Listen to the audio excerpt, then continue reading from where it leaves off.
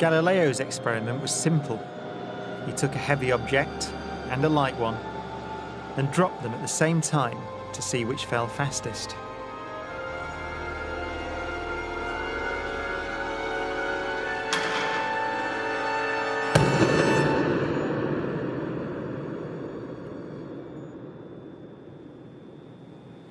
Now in this case, the feathers fell to the ground at a slower rate than the bowling ball because of air resistance.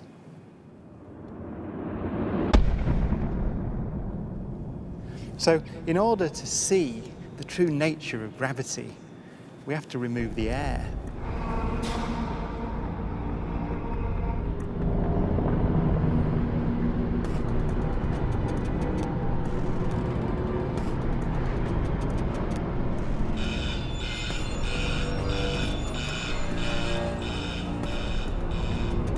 It takes 3 hours to pump out the 800,000 cubic feet of air from the chamber. Okay, we dropped 2 millitorr in the last 30 minutes. But once it's complete, there's a near perfect vacuum inside. 6104 manual, 10% open. Station 1, go for drop. PCV 30-1, pressure set point at 240 psi. We are go for drop.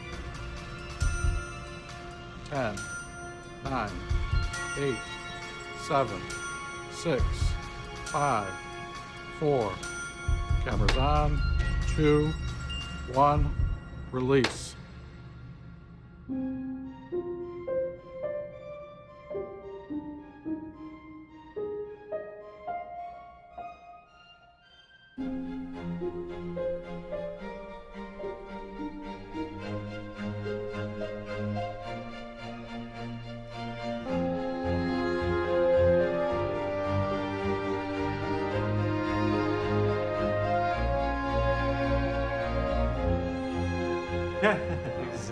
Exactly. Look at that.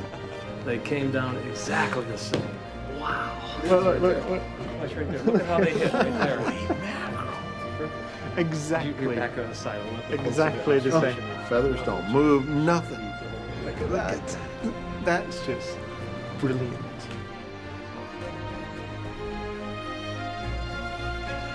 Isaac Newton would say that the ball and the feather fall because there's a force pulling them down, gravity. But Einstein imagined the scene very differently. The happiest thought of his life was this. The reason the bowling ball and the feather fall together is because they're not falling. They're standing still. There is no force acting on them at all.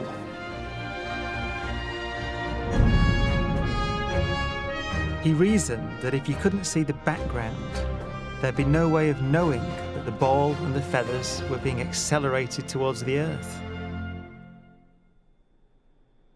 So he concluded they weren't.